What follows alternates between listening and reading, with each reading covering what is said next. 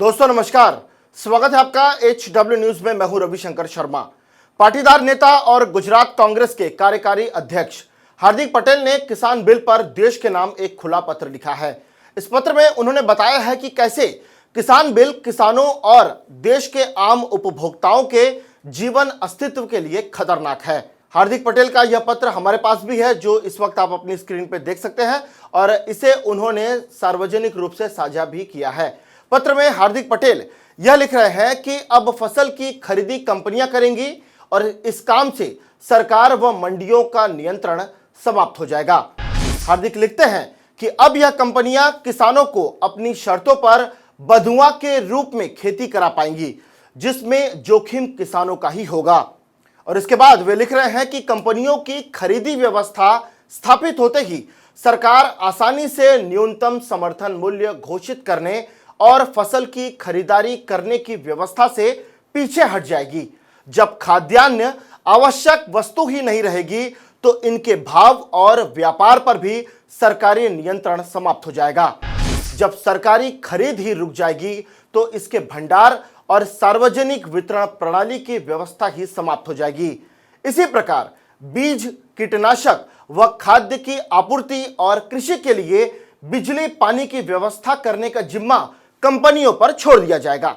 इसके लिए इन कंपनियों को भारी सब्सिडी भी दी जाएगी। इन कानूनों का सबसे बड़ा नुकसान भूमिहीन खेत मजदूरों और सीमांत और लघु किसानों को होगा, जो हमारे देश के कुल खेतिहर परिवारों का 85% से ज्यादा है।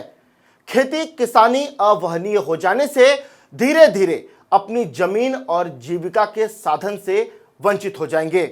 अलाभकारी कृषि से उन पर कर्ज चढ़ेगा, किसान आत्महत्याओं में और तेजी से वृद्धि हो जाएगी।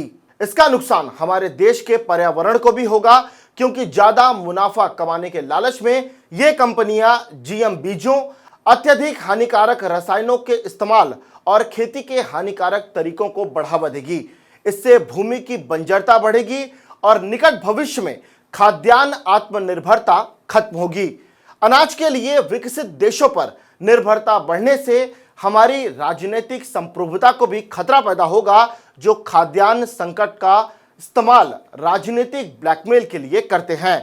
हार्दिक पटेल चिंता जता रहे हैं कि मंडियां खत्म हो गई तो किसानों को एमएसपी यानी कि न्यूनतम समर्थन मूल्य नहीं मिलेगा। वन नेशन वन एमएसपी होना चाहिए। इसके अलावा कीमतें तय करने का कोई मैकेनिज्म नहीं है। डर है कि इससे निजी कंपनियों को किसानों के शोषण का जरिया मिल जाएगा, किसान मजदूर बन जाएगा और इतना ही नहीं, कारोबारी जमाखोरी करेंगे। इससे कीमतों में अस्थिरता आएगी, खाद्य सुरक्षा खत्म हो जाएगी। इससे आवश्यक वस्तुओं की कालाबाजारी बढ़ सकती है। तो इस पत्र को लिखा है गुजरात कांग्रेस के कार्यकारी अध्यक्ष हार्दिक पटेल ने। इसमें वे चिंता जता रहे हैं किसानों के प्रति। इस पूरी खबर पर आपका क्या कहना है, कमेंट बॉक्स में जाकर हमें जरूर बताइए। नमस्कार। अब खबरें पाइए सबसे पहले हमारे मोबाइल न्यूज एप्लीकेशन पर।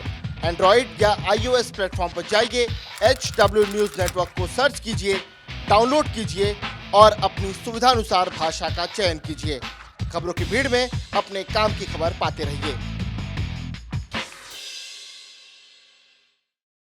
अगर आपको हमारा ये वीडियो पसंद आया है तो आप इसे शेयर करें, फेसबुक पर हमारे पेज को लाइक करें, ट्विटर पर हमें फॉलो करें, यूट्यूब पर ज़रूर सब्सक्राइब करें, ताकि आपको हमारे हर खबर की अपडेट मिलती रहे।